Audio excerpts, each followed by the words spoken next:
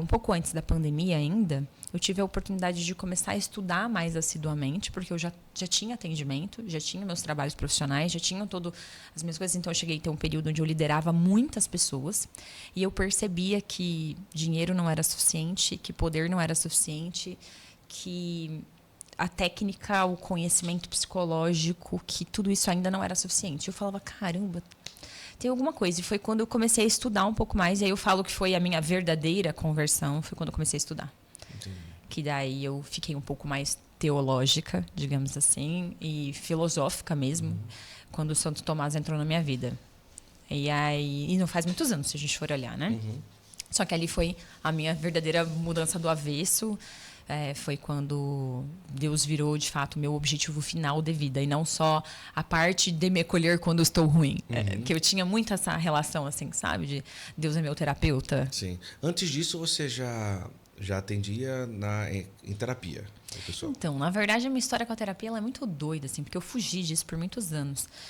Eu tenho uma família bem anormal, digamos assim. Quantos irmãos que você tem? Nós somos em 6. 6. Isso. E aí, dos meus irmãos, eu tenho 3 irmãos autistas. A minha mãe também está dentro do espectro do autismo, num grau mais leve e tudo mais.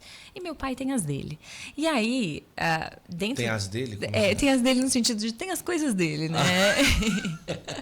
Então, o meu pai, ele tem transtorno de bipolaridade. E daí acaba que ele é tratado, maravilhoso, perfeito. Amo meu pai de paixão. Mas eu digo que isso trouxe pra gente... para mim, especialmente, uma vulnerabilidade emocional muito alta, porque eu não sabia exatamente se eu ia chegar em casa e ia ter meu pai animado, ou se eu ia ter o meu pai brabo e brigando por um chinelo que não tá no meu pé, entendeu? Então, assim, coisas muito do dia a dia que foram me forjando e fazendo com que eu criasse uma percepção maior sobre o ser humano. E aí eu tive a oportunidade de trabalhar, eu já trabalhava no teatro nessa época, eu fui atriz por muitos anos, e o teatro ele traz pra gente essa percepção corporal muito alta, das expressões, dos sentimentos. Então, o que motiva um vilão a agir da forma como ele age? O que motiva uma vítima a ser vítima, a estar naquele momento dentro do teatro? E aí isso já trouxe um conhecimento sobre a nossa formação humana. Então, eu tinha isso de parte mundana, técnica, comercial. Quando eu comecei a estudar isso teologicamente, as coisas começaram a se encaixar na minha cabeça, eu percebi que tinha uma relação real disso. Então, acabava que eu conseguia ajudar muito as pessoas. E aí eu tinha uma coisa assim, que eu estava, sei lá, num lugar, as pessoas chegavam e começavam a contar os problemas delas para mim. E eu ficava assim, por que você tá me falando isso? Sim. O que eu tenho a ver com isso? Só que eu conseguia, de fato, ajudá-las. Então, eu trabalhava na área de vendas, eu era líder de uma multinacional. E teve uma vez que eu lembro que eu olhei para minha agenda e eu percebi assim, eu liderava mais ou menos umas 500 pessoas nessa época que faziam parte da minha organização. Eu tinha os meus líderes e os meus líderes tinham os líderes deles. E a gente faturava pedido e fazia vendas, então tinha muito treinamento, muita capacitação. E aí eu comecei a tomar a frente, eu que dava quase todos os treinamentos, eu que viajava para dar treinamento, eu comecei a dar treinamento para outros grupos que não eram meus, porque os líderes vinham me pedir.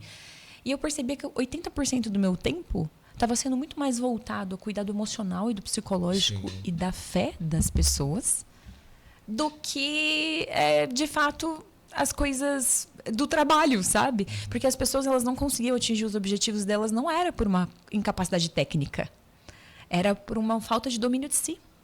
Então, não, eu quero ganhar mais esse mês, eu quero aumentar meu faturamento, mas eu ficava vendo Netflix, eu comia mais do que eu devia, dormia mais tarde do que eu devia, aí brigava com a minha mulher, daí chegava estressado no trabalho. Então, assim, uma série de desordens internas que faziam combinar em prejudicar a vida profissional, por exemplo.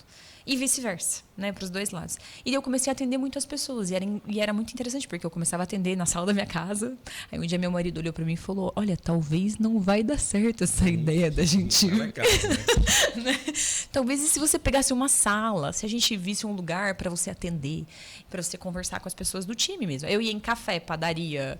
esses lugares, assim, aí daqui a pouco peguei uma sala, daí comecei a profissionalizar um pouco mais isso. Aí eu falei, meu Deus, eu acho que eu tô sendo terapeuta. Aí teve gente que falou pra mim, você é minha terapeuta. E eu falava, eu, terapeuta? Eu, terapeuta? E aí, sabe essa relação? Então, e eu vendo que e Deus foi me chamando para aquilo, e eu ia fugindo. E ele ia me chamando, e eu ia fugindo. Até que eu vivi uma experiência muito forte, assim, onde Deus deixou escancarado, faltou só passar aquele avião com Sim. uma Com faixa atrás, com faixa linda, atrás. se Sim, toca, sabe? E aí foi nesse período que eu decidi assumir isso de fato. E aí eu fui buscar muitas formações. Eu já tinha muitas formações, mas por causa do meu trabalho. Então as pessoas até perguntam, qual a diferença de um psicólogo para um terapeuta? Né? E o psicólogo ele faz faculdade de psicologia e trabalha diretamente com a psique. O que acontece que no Brasil hoje isso está destoado, né? Então, desde que a gente tem ali Wundt, Freud e Companhia Limitada, desconsidera a alma. Então, só se considera o corpo, que é um erro fatal na psicologia hoje. E já Santo Tomás, se a gente pegar o próprio Aristóteles mesmo, não tem como anular um e o outro. Eles precisam caminhar juntos, né? E aí foi nesse período que eu levantei a bandeira de terapeuta e aí virou uma loucura. Daí meu consultório lotou, eu fui trabalhar numa clínica e daí eu tinha 8 pacientes por dia, sabe? Uma loucura, assim. Eu tive que aos poucos ir equilibrando. E foi assim que eu virei terapeuta. Então, na verdade, foi um movimento contrário, assim. As pessoas me procurando. Não foi eu que abri uma porta e falei, agora eu sou. Não, aquilo foi... Não teve como negar aquela realidade. E é o que acontece até hoje, assim. Essa busca. Mas eu vejo que é só uma carência de encontrar pessoas que estão pautadas na verdade e que não se distraem com o mundo.